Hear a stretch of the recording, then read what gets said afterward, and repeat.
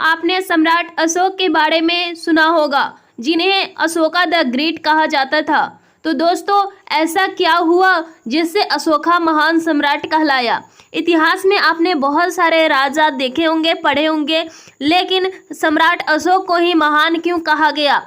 अशोक को अपनी राजगद्दी जो है वह कैसे मिली? आज के इस वीडियो में इन तमाम सवालों का जवाब देखने को मिलेगा। तो दोस्तों, वीडियो को शुरू करते हैं। नमस्कार दोस्तों, स्वागत करती हूं एक बार फिर से आप सभी को एसएनडी स्टडी सेंटर में। मैं आशा करती हूं आप सभी अच्छे होंगे और इतिहास की चल रही इस कहानी की सीरीज को सुनने के लिए, देखने के लिए आप सभी बहुत ही उत्सुक होंगे। तो दोस्तों, आपकी जो कहानी चल रही थी इतिहास की, मैंने पिछले वीडियो में बौद्ध धर्म और जैन धर्म के बारे में बताया था कि कैसे उन दोनों धर्मों का जन्म होता है और क्यों होता है। फिर मैंने देखा था कि उस समय लोग कैसे नए नए प्रश्नों का उत्तर जानने का प्रयास कर रहे थे, कि जीवन का जो सही मतलब है, इन सभी सवालों का जवाब ढूंढने का प्रयास कर रहे थे। इसके पिछले अध्याय जो 5 है उसमें हमने 16 महाजनपदों के बारे में पढ़ा था, देखा था। तो इन महाजनपदों में 2 प्रकार के राज्य होते थे। ठीक है, 16 महाजनपद की बात करें तो 16 महाजनपद में पहला है अंग, मगध, काशी, कुरु, पांचाल, कौशल, बज्जी, मल, चेदी, वत्स, अश्मक, अवंती, गांधार, कंबोज, मत्स्य, सुरसेन। ठीक है, इन 16 महाजनपद में आपको 2 प्रकार की राज्य मिलती थी। पहला राज्य थी राजतंत्र और दूसरा राज्य थी गणतंत्र। राजतंत्र वो होता था जिसका राज्य का अध्यक्ष जो होता था वो राजा होता था, यानी कि राजतंत्र में राजा शासक होते थे, यानी कि राजा के बेटा राजा, फिर उसका बेटा राजा, माने कि इस प्रकार से वंश उनका चलता था। वो राजतंत्र हुआ करता था। ठीक है, दूसरा बात करते हैं गणतंत्र की। गणतंत्र में आपको यहाँ पे जो शासक देखने को मिलता है ये संघ या गण है ना, ये जो है संघ या गण देखने को मिलता था। ठीक है, जैसा कि आपको बज्जी है ना, बज्जी में आपको देखने को मिला था संघ या बज्जी क्षेत्र में जो आपको शासक मिला था वो संघ या गण में शासक मिला था। यहाँ पे क्या होता था, प्रत्येक व्यक्ति अपने आप में राजा होते थे और सभी का विचार वहाँ सुना जाता था, जाना जाता था। ठीक है, अब क्या हुआ कि राजतंत्र और गणतंत्र इन दोनों के बीच में लड़ाइयाँ हुई। इन दोनों के बीच में क्या हुई, लड़ाइयाँ शुरू हुई अपने अपने प्रभुत्व के लिए। इन दोनों राजाओं के बीच में लड़ाइयाँ शुरू हो गई। अब 16 महाजनपदों में से ही एक महाजनपद का नाम है मगध।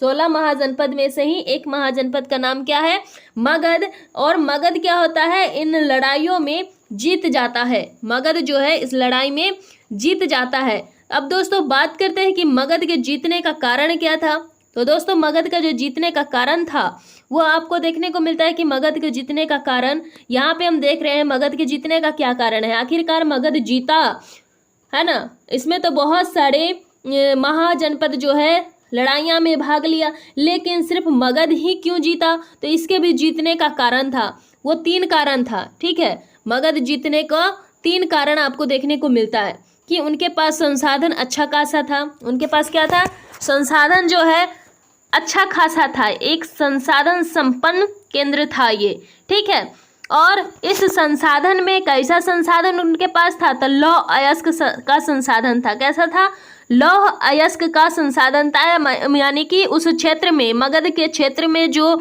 लोहा का अयस्क होता है वो वहाँ पे भारी मात्रा में वहाँ देखने को मिलता है। और उस लोहे के अयस्क का इस्तेमाल करके औजार बनाए जाते थे। ठीक है, औजार बनाया गया। फिर क्या हुआ, उन औजारों का उपयोग कृषि क्षेत्र में किया गया। दूसरा इनका कारण ये था कि वहाँ की जो भौगोलिक स्थिति है वो क्या है, भौगोलिक स्थिति वो अच्छी थी। भौगोलिक स्थिति आपको देखने को मिलती है। तो भौगोलिक स्थिति कैसी थी, भौगोलिक स्थिति अच्छी थी। भौगोलिक स्थिति आपको देखने को अच्छी मिलती है क्योंकि वहाँ जो है उपजाऊ भूमि थी, है ना। मगध क्षेत्र के आसपास की जो भूमि थी वह कैसा था, उपजाऊ भूमि थी। और इसी कारण क्या हुआ था, उपजाऊ भूमि होने के कारण वहाँ के जो किसान थे वो खेतीबाड़ी अच्छे से किया करते थे।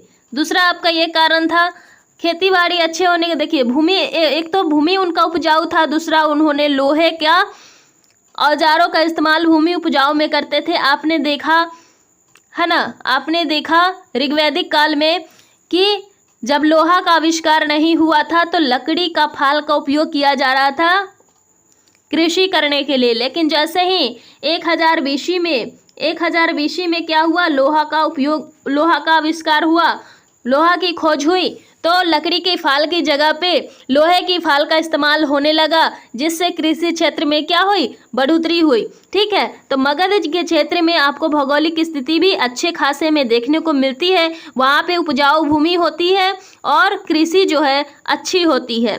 ठीक है, तीसरा आपके पास कारण था कि मजबूत सेना होता है। मगध के पास एक मजबूत सेना का संगठन होता है। उस सेना में एक तो सेना होता ही है, साथ में घोड़ा भी होता है। साथ में क्या होता है, घोड़ा होता है, और उस घोड़ा के साथ साथ उनके पास हाथी भी उस सेना में शामिल हो जाता है।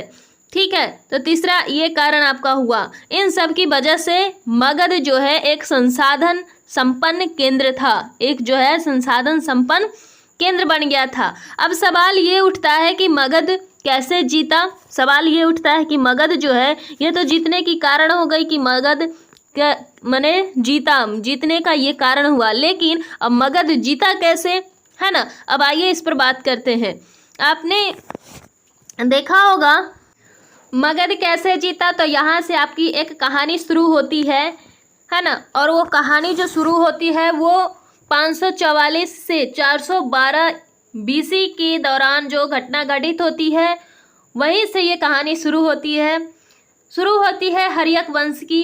जैसे कि मगध में हर्यक वंश से पहले, है ना, हर्यक वंश से पहले बृहदार्थ वंश के राजवंश का राजा जो है वो किया करता था। अब उसके बाद बृहदार्थ वंश के पश्चात उसके बाद क्या हुआ, मगध में जो हर्यक वंश की स्थापना हुई, है ना। हर्यक वंश की स्थापना होती है, और हर्यक वंश की स्थापना में इसके जो संस्थापक होते हैं वो बिंबिसार है ना। हर्यक वंश के संस्थापक कौन है, बिंबिसार आपको देखने को मिलता है। ठीक है, मगध के शासक बिंबिसार जो था, है ना, मगध का अब शासक कौन बन गया, बिंबिसार। और बिंबिसार जो था वो भगवान बुद्ध के समकालीन थे, है ना, भगवान बुद्ध के क्या थे, समकालीन थे। अब हर्यक वंश की स्थापना होती है तो मगध पर 3 राजा शासन करता हुआ दिखता है, यानी कि मगध पर अब हर्यक वंश की स्थापना हो गई। अब किसकी स्थापना हो गई, हर्यक वंश अब राज कर रहा है मगध पर। मगध पर हर्यक वंश जब राज कर रहा है तो इसमें 3 आपको राजा शासन करते हुए मिलते हैं। पहला तो ये बिंबिसार, दूसरा इसके जो बेटा है अजातशत्रु, है ना। पहला जो है बिंबिसार आपको मिलता है शासन करते हुए, जो 544 से, है ना, 492 ईसा पूर्व, 544 से 492 BC के दौरान उन्होंने मगध पे क्या किया, शासन किया, अपना राज किया। ठीक है, अब क्या हुआ कि बिंबिसार का जो पुत्र है अजातशत्रु, बिंबिसार का पुत्र कौन, अजातशत्रु, बिंबिसार का पुत्र अजातशत्रु जो है, अब ये अपने पिता का क्या कर देता है, हत्या कर देता है। बिंबिसार का जो पुत्र है अजातशत्रु, अब वह अपने पिता को हत्या कर देता है और मगध पर अपना सिंहासन जमा लेता है। मतलब मगध का जो सिंहासन है वो अपने अधिकार में ले लेता है ना। और जब ये अपने पिता का हत्या करता है, हाँ, इसलिए इस वंश को पितृहंता, मतलब कि इसको क्या बोला जाता है, पितृहंता पुत्र कहा जाता है। अब अजातशत्रु का जो शासन काल चलता है वो 492 से 460 BC तक चलता है। ठीक है, अब अजातशत्रु के बाद आता है उदयन। अजातशत्रु के बाद क्या आता है, उदयन। और उदयन जो है अजातशत्रु का पुत्र है, अजातशत्रु का पुत्र उदयन है। और उदयन का जो शासन काल चलता है वह 460 से 444 BC तक रहता है ना। यानी कि टोटल जो है 544 BC से लेके 444 BC तक, यानी कि ये टोटल जो है 100 वर्षों तक इसका शासन चलता है। किसका, हर्यक वंश का, है ना। 100 वर्षों तक हर्यक वंश का शासन चलता है मगध पर। ठीक है। अब मगध की जो यहाँ अंतिम शासक है वो नागदशक है। मगध का यहाँ पे जो अंतिम शासक होता है वो नागदशक होता है, जो उदयन का क्या होता है, पुत्र होता है। उदयन का क्या होता है, पुत्र होता है। अब उदयन की बात करें, उदयन यहाँ पे धर्म जो है जैन धर्म के समर्थक होते हैं। उदयन जो है जैन धर्म के समर्थक होते हैं। और उदयन के 3 पुत्र, उदयन के 3 पुत्र है। पहला है अनिरुद्ध, ठीक है, दूसरा मुंडक और तीसरा नागदशक। पहला अनिरुद्ध, दूसरा मुंडक और तीसरा नागदशक। और नाग ही दशक जो है ये क्या होते हैं, मगध का अंतिम शासक होता है हर्यक वंश का। ठीक है, हर्यक वंश का अंतिम शासक, मगध पर जो शासन करने वाला वो अंतिम शासक होता है कौन, नागदशक। ठीक है, अब नागदशक को शिशु नागवंश क्या करता है, हटाकर शिशु नागवंश की स्थापना करते हैं, है ना। शिशु नागवंश की स्थापना होती है और इसके संस्थापक जो है, शिशु नागवंश के संस्थापक वो शिशुनाग थे। शिशु नागवंश के संस्थापक की बात करें तो कौन थे, शिशुनाग थे। और इनका शासन करने का जो समय था वो 412 से 344 बीसी तक था। 412 से 344 बीसी तक था। ठीक है, अब शिशु नागवंश में आपको 2 राजा देखने को मिलते हैं, 2 राजा शासन करते हुए देखने को मिलते हैं। पहला शिशु नागवंश खुद करते हैं शासन, पहला क्या करते हैं, शिशु नागवंश खुद शासन करते हैं। और दूसरा इनका जो दूसरा मिलते हैं कालाशोक, दूसरा जो राजा मिलते हैं वो मिलते हैं कालाशोक। अब ये इस कालाशोक के बारे में आपको अगले क्लास में, यानी कि आप जैसे ही 9-10 का हिस्ट्री पढ़ेंगे उसमें आप थोड़ा सा विस्तार से कालाशोक के बारे में जानेंगे।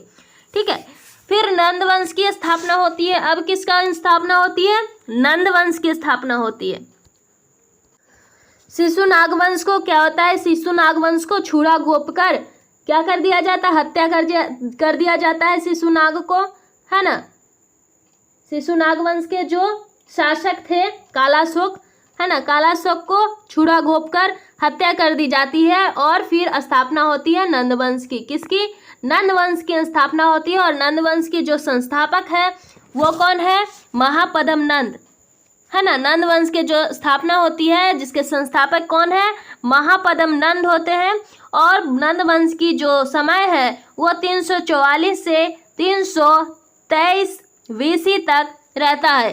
ठीक है, महापद्म नंद के 8 पुत्र होते हैं। महापद्म नंद के कितने पुत्र, 8 पुत्र होते हैं। ठीक है, अब ये जो है 100 साल तक क्या करते हैं, शासन करते हैं। महापद्म नंद के 8 पुत्र होते हैं, है ना। और 8 पुत्र कितने साल तक, 100 वर्षों तक शासन करते हैं।